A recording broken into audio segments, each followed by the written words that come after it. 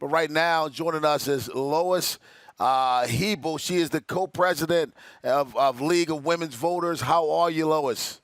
Oh, fine. How are you? That's Maryland, yes. Thank you very much for your time this evening. We are celebrating the 100th anniversary of the 19th Amendment. How did it become ratified, and what followed that amendment?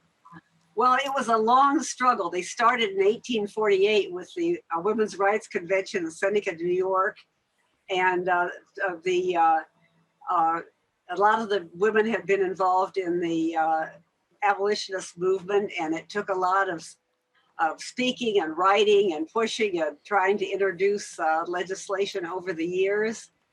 And I know that even they were a little disappointed when men got the vote, but Negro men got the vote, but women did not get the right to vote, which caused a bit of a split in the movement. And then, there were marches, walks across, or marches from New York, and demonstrations in Washington where women chained themselves to the fence, White House fence, and then were arrested and horribly treated. Like they were, they gave them terrible food, and then they went on a hunger strike, and then they force fed them, and some of them were in terrible condition. Yeah.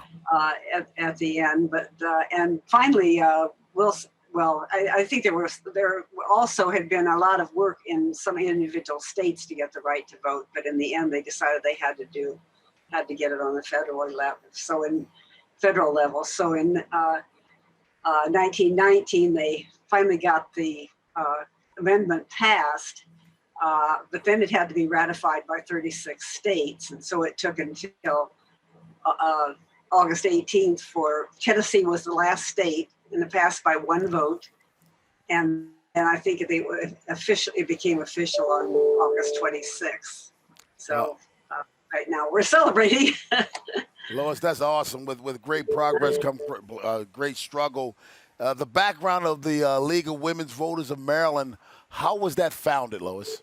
Well, what happened is about 6 months before the 19th Amendment, before women got the vote, they had a convention in Chicago, and Carrie Chapman Catt was behind it. And that's when they decided they needed to found the League of Women Voters so that we would have a nonpartisan organization to educate ourselves and other voters about the issues.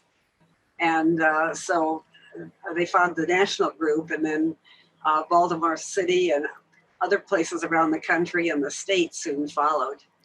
Lois, tell us about how minority women continue to fight for voting rights after the 19th Amendment was ratified. Yes, and I think, when we look back, we're kind of we realize kind of are sort of ashamed that women, once the white women got the vote, that they didn't fight harder for the black women to be able to vote too. But there were a lot of very active black women who had organizations that worked for causes. They wrote columns in the Afro-American newspapers, like Ida B. Wells published her own newspaper. Well, that was really before they got the right to vote. But these organizations continued to work. And then, of course, into the civil rights movement. But the one thing about the amendment was it said that women, or that no one should be denied the right to vote based on sex, but that didn't include everything else that was used against them, like poll taxes and literacy tests and property, owning property or whatever, because the states have the right to pass the right. So we're still, fighting things like voter ID and some places you have to have your voter absentee ballot registration or application notarized. So people are still trying to put roadblocks in the way. Lois, this pandemic is making it very challenging, this upcoming election. You all have some programs and outreach efforts to, make this a little easier, this election. Could you tell us all about that? Yes, well, of course, one thing we've always done was to have our Vote 411 website, vote411.org. In fact, my shirt, I don't think you can see that. Anyway, that we send questionnaires to candidates and have them answer it, uh, and we also get information on the questions on the ballot, and then like for example for this election it will be that website will be live on September 19th, and you can put in your address and get information about all the candidates and issues that will be on your ballot. Lois, That's one thing, but that's like, the information part. But then there's also the matter of voting. Did you want me to go into that too? yes, go ahead.